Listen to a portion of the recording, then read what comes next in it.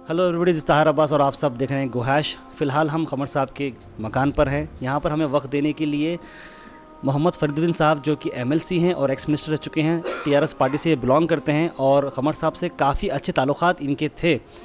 फरीदुद्दीन साहब, कुछ दिन पहले से कि आप जानते हैं कि खमर साहब का जो है दुनिया से रुखसत हो गए, ये काफ़ी बड़ा इम्पैक्ट पड़ा सभी के लिए, ना ही गुलबर्गा के लिए बल्कि हैदराबाद कर्नाटक रीजन के लिए बहुत बड़ा इम्पैक्ट था।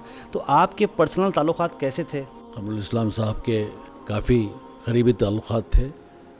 बस मैं ये कह सकता हूँ कि न सिर्फ ताल्लुकात बल्कि वो मुझे एक सरपरस्त की हैसियत से एडवाइस भी देते थे, क्योंकि काफ़ी एक्सपीरियंस इंसान थे।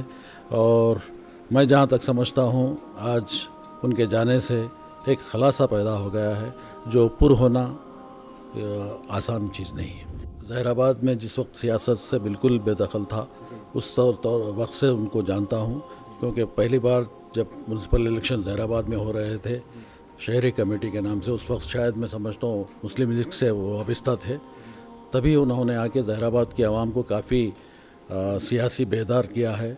वहाँ के मुसलमानों में सियासत की लहर दौड़ गई। पहली बार 7 काउंसलर वहाँ से उनके इक़्तिदार में जीत कर आए।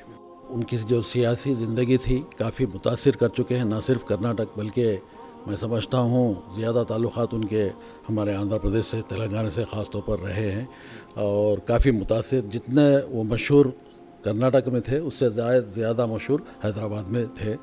और कई लोग उनसे मुतासिर हो चुके थे और कई मुसलमान लोग उनका साथ देते थे और उनको फॉलो करते थे। थी उनकी, और जिस तरीके से वो अपने स्पीचेस डिलीवर करते थे, ख़ास तौर पर हैदराबाद में भी कई मौके ऐसे आए जहाँ पर वो मुखातिब कर चुके हैं और वो काफ़ी हद तक बेबाक लीडर थे और अपनी आवाज़ हुकूमत तक पहुँचाने में काफ़ी कामयाब रहते थे। एक बार वो ज़हीराबाद से गुलबर्गा आ रहे थे तो चाय के लिए ज़हीराबाद पे डाक बंगले में रुकना हुआ था, तो उस वक्त प्रेस वाले उनसे कुछ सवाल किए थे।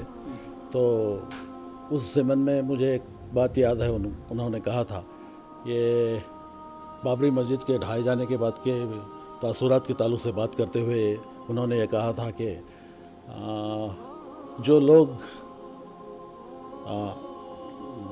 बाबरी मस्जिद ढाने में जिन लोगों का हाथ था, मुसलमान इतने नाराज़ हो गए, नाराज़ होकर अपनी नाराज़गी का इजहार इस तरीके से किया कि जो मस्जिद ढाने में मुलविस थे वैसे लोगों के हाथ में इक़्तिदार आ गया।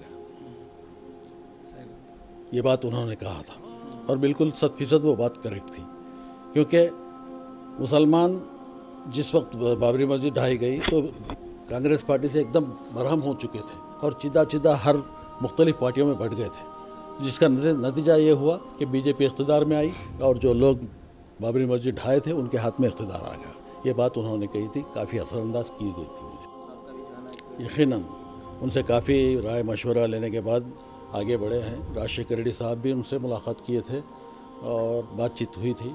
और क्योंकि रिजर्वेशंस तेलंगाना में जो आंध्र प्रदेश में जिस वक्त 2004 में जो रिजर्वेशंस लाए गए, उस वक्त राजशेखर रेड्डी साहब खुद संजीदा थे इस ताल्लुक़ से, क्योंकि मंशूर में उन्होंने वादा किया था कि अगर हम इक़्तिदार पर आएंगे तो फ्री इलेक्ट्रिसिटी पावर के साथ साथ मुसलमानों को 5% तहफ़्फ़ुज़ात भी देंगे। इस बात का उन्होंने काफ़ी ज़िम्मेदारी से बात कही थी, लिहाजा उसको पुर करने के लिए उन्होंने कमरुल इस्लाम साहब से भी मुलाकात की और उनसे भी राय मशवरा किया। तमिलनाडु के लोगों से भी बुलाकर, क्योंकि वहाँ पे भी 69% अमल में है और यहाँ पे 4% कुछ अमल में है, उस लिहाज से उनसे भी राय मशवरा लिए थे। जैसा कि आपने देखा कि मोहम्मद फरीदुद्दीन साहब जो कि एमएलसी हैं और एक्स मिनिस्टर रह चुके हैं, जो कि टीआरएस पार्टी को बिलोंग करते हैं, उन्होंने अपने ख़यालात का इजहार किया, खमर साहब के चंद वाक़यात को वो बयान किए और जिस तरीके से ये कमी महसूस होने वाली है सबको, उसके बारे में बताया। Thank you so much Fariduddin sahab for your wonderful time and we wish you a more healthier and happier life. Thank you so much.